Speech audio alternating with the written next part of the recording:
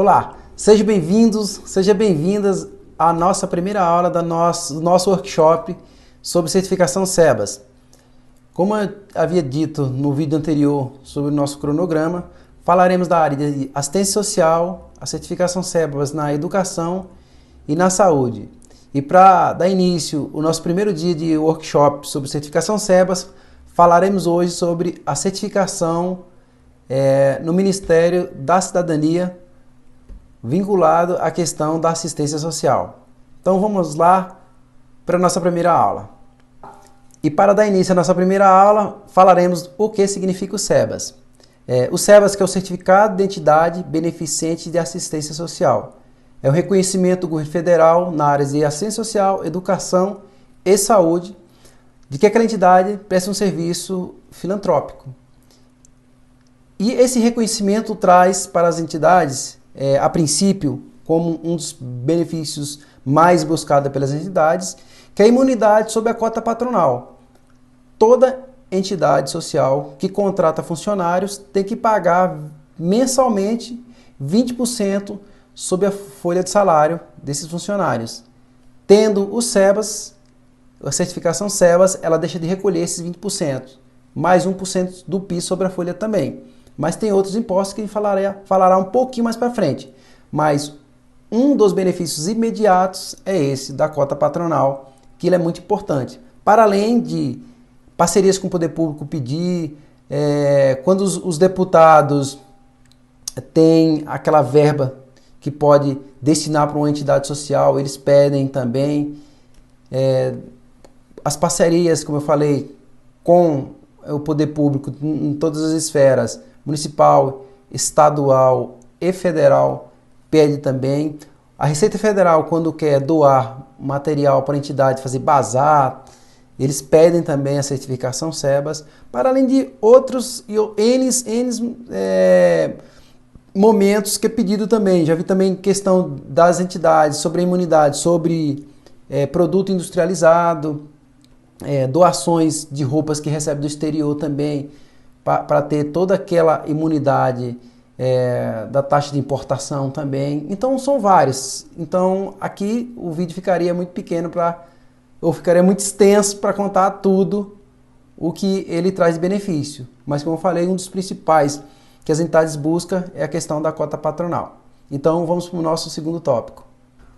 Um outro assunto importante para você saber é você conhecer a legislação que regulamenta o SEBAS. Primeiro você precisa conhecer a Lei 12.101. A Lei 12.101, ela traz toda essa questão do processo de certificação. E o Decreto 8242, ele regulamenta a 12.101. E ele vai trazer toda essa explicação de como aplicar a lei e como é que as entidades terão que proceder para conseguir a certificação SEBAS. Muito embora a lei, para quem é da área técnica, consiga entender e ser claro, para a maioria das entidades, tem dificuldade de entender. Na verdade, eu vou um pouquinho além. Até os advogados, meus colegas, têm dificuldade de entender esse processo todo, porque há nuances que, por mais de 10 anos trabalhando com isso, percebi e que as pessoas não percebem, e eu fui no dia a dia lidando com essas questões. Mas a primeira coisa que você tem que fazer, se você quer aprender sobre certificação SEBAS, é ler a Lei 12.101 e ler o Decreto 8242.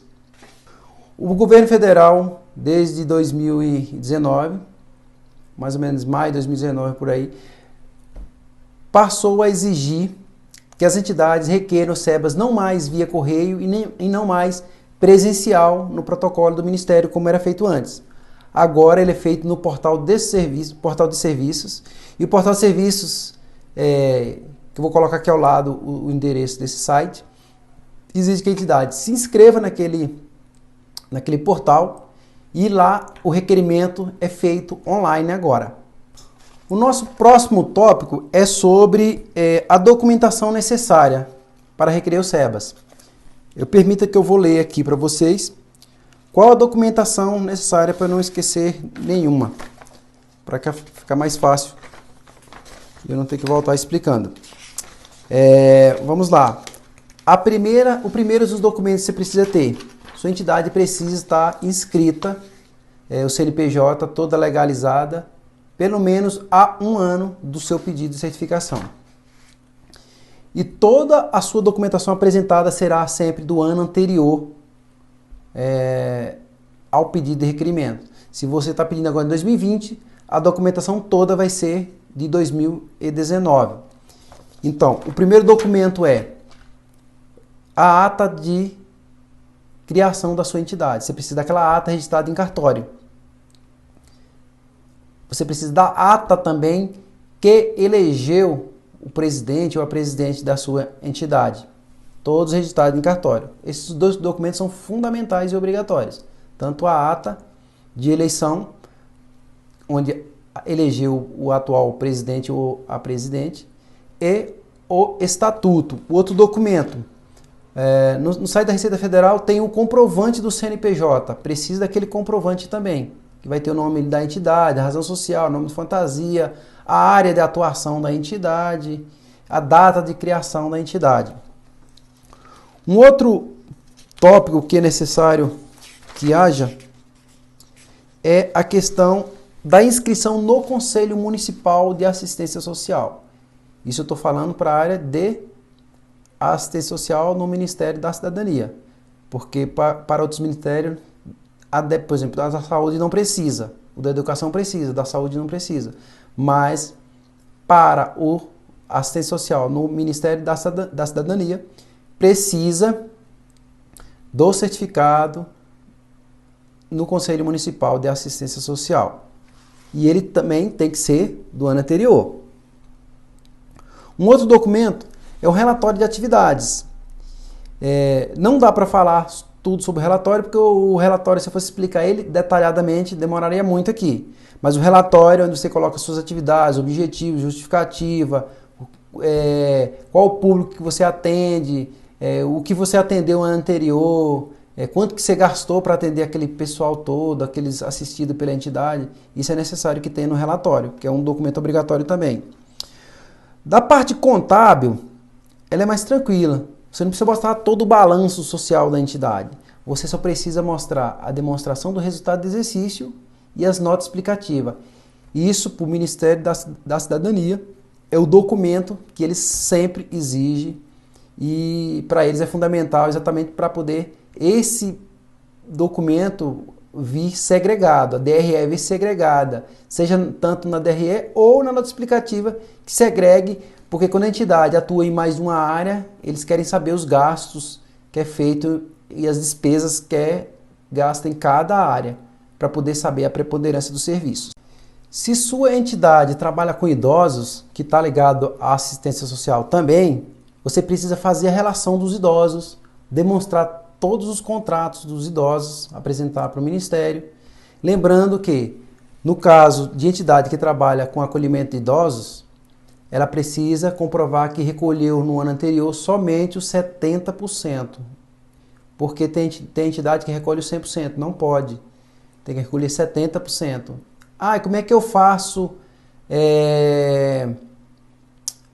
Se eu já recolhi além dos 70%, como é que eu faço para resolver esse problema? Tem como? Tem solução para isso? E ficar tudo legalizado? Sem dar jeitinho? Tem como sim. Mas aí eu falarei só nas perguntas. Vou gravar um vídeo só de perguntas e respostas para poder esclarecer essas questões. Outra coisa, tem entidade que trabalha com assistência social na área de cursos vinculados ao Ministério do Trabalho, assim como o CIE, IEL, outras entidades que trabalham com estágios também.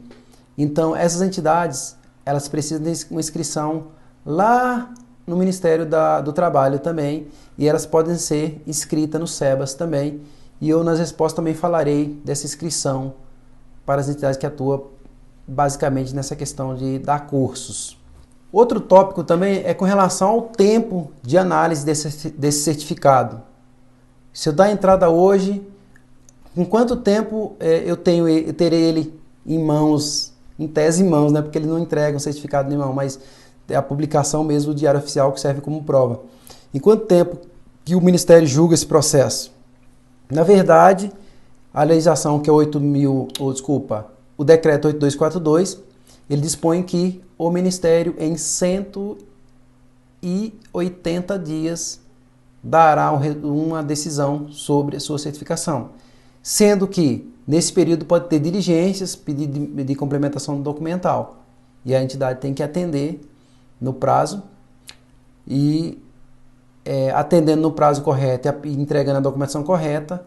Em tese, agora como está sendo online, está sendo um pouco mais rápido, em tese, nesse período de 180 dias, eles entregam a certificação, entregam, entre aspas, ele publica a decisão. E a partir dali a entidade vai ser comunicada e vai ter o direito de deixar de recolher aqueles impostos que eu falei. Então é isso, gente. A princípio é isso. Nosso workshop é esses tópicos mesmo. Não trouxe todos porque ficaria muito extenso, muitas coisas. Mas ele vai ser complementado com as perguntas que vocês fizerem. Então a questão lá que eu falei do Ministério do Trabalho, trabalha com socioaprendizagem, eu vou falar nessa questão das perguntas e respostas. A questão como identificar as entidades, se é de atendimento, se é de acolhimento, se é defesa e garantia de direitos. Falarei isso também lá na questão das perguntas, se a entidade tiver alguma dúvida. Porque senão ia ficar muito, muito extenso, muita coisa. Eu quero fazer ele bem enxuto e servir mais para vocês tirarem as dúvidas mesmo e resolver questões pendentes que você possa resolver com essa questão. Outra coisa que eu não falei também é com relação à norma técnica e contábil que é utilizada para as entidades de terceiro setor, que é a ITG 2002. A gente vai falar um pouco dela também mais na frente, sobre essa questão da ITG 2002. Ela é interessante porque a maioria dos contadores faz errado, faz contabilidade comercial ao invés de uma contabilidade voltada para o terceiro setor. Então, ao longo desses anos eu encontrei muito contador que não sabia sobre a ITG 2002 e estava fazendo a contabilidade de forma errada. E também não estava sabendo segregar na DRE as despesas da entidade, as receitas. Então, nas dúvidas, eu vou esclarecendo isso e faço um vídeo a mais para poder esclarecer essas questões mais complexas um pouco. Era isso que eu tinha para falar sobre a questão de certificação SEBAS. Vou deixar que vocês perguntem mais para mim, que eu vou poder tirar essas dúvidas de vocês e aquilo que eu for vendo que for mais necessário, que ficou aquém do que vocês esperavam, assim, tendo feedback de vocês, eu gravo um vídeo a mais para explicar essas questões. É isso, nos vemos na próxima aula sobre a certificação SEBAS, ligado já à questão do Ministério da Educação. Então, deixe suas perguntas, eu vou responder elas e também farei um vídeo para tirar as dúvidas de forma bem geral e vou ler uma a uma, pessoalmente, cada um para responder cada indagação que tiver sobre essa aula aqui. Lembrando que abaixo desse vídeo você pode ter a opção lá de você fazer sua pergunta, tá bom? Então, um abraço, nos vemos na próxima aula.